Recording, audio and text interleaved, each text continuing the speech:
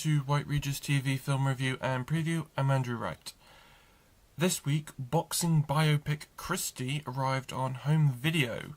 The film stars Sydney Sweeney as former professional boxer Christy Martin, as the film follows her rise to becoming America's best-known female boxer in the 90s before her coach turned abusive husband tried to murder her in 2010.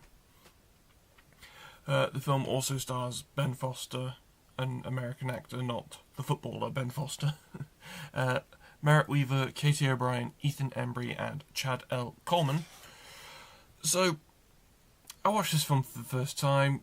I absolutely knew about the fact it bombed at the box office due to the Americana blue jeans controversy for Sydney Sweeney, and as well as it received very mixed reviews.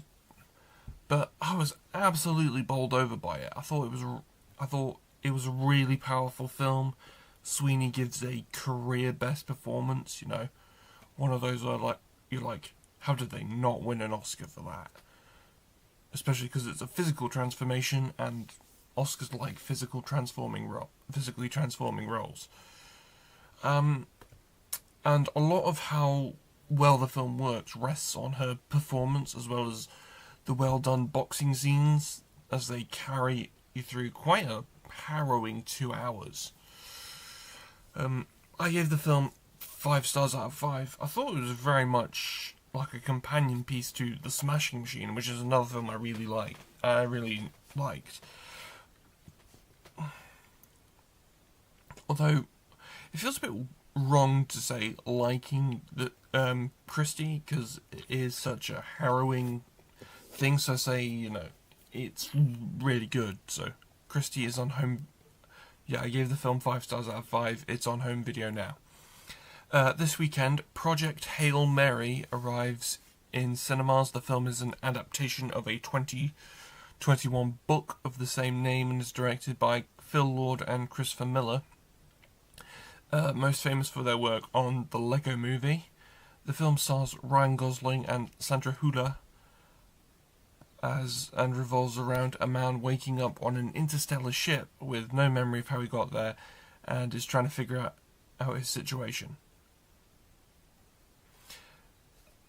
But he learns he's not alone on the ship. So the film has received over 90% positive reviews from critics. I'm not sure if that's gone down any, so don't shoot me.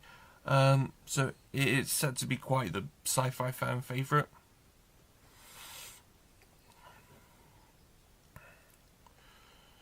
Project Hail Mary is in cinemas now.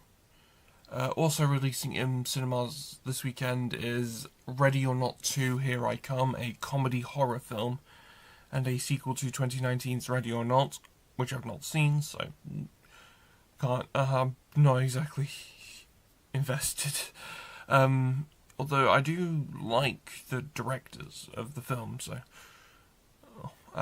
the film stars Samara Weaving as Grace, the survivor of a brutal game that resulted in the deaths of her husband and in-laws, only to be forced into a new game where the wealthiest and most influential families try to kill her in order to protect her. She's forced into the game to protect her sister. The film also stars Catherine Newton, Sarah Michelle Gellar, Sean Hattersley, David Cronenberg, for some bizarre reason, and Elijah Wood. The film has received over 80% positive reviews from critics, so from what I've briefly glanced over of the reviews, it's guaranteed to satisfy fans of the first film. Ready or Not 2, Here I Come is in cinemas now. Last weekend, the 98th Academy Awards, known as the Oscars, was held.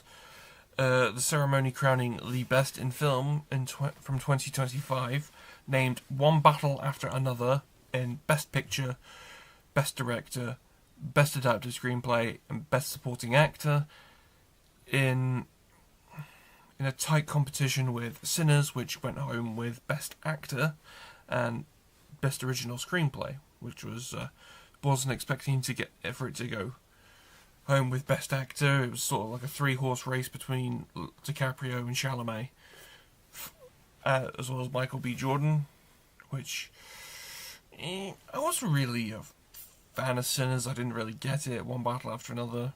You know, I like the second act of it. The first part of it is really bad.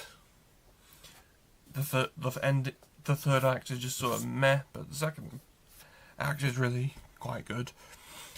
Jessie Buckley predictably won Best Actress for Hamnet, which I've not seen. Comes out in about 3 weeks 2-3 weeks on Blu-ray, so that's when I'll be reviewing it.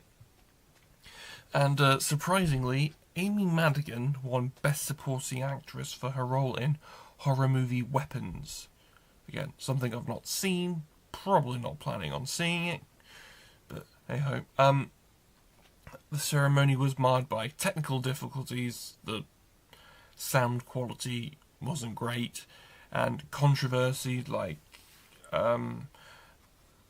the people who accepted the awards for Oscars for K-pop Demon Hunters were, cut off, played off stage after accepting their award. This year has been actually quite close race, especially in the top categories like Best Picture, Best Actor. It's definitely been one of the closest races in a while, so hopefully next year is another good race. That's all I have for this week, but be sure to, I would say be sure to check back next week. I was on autopilot. It's a week off next week, but be sure to check back on April 4th, where I'll be talking about The Housemaid, Spy Family Code White, and the Super Mario Galaxy movie, which is something I'm really excited for, but I won't see it. I get to see it opening weekend. I'll be going a couple weeks later, so that's when you'll get my review of it. See you next time.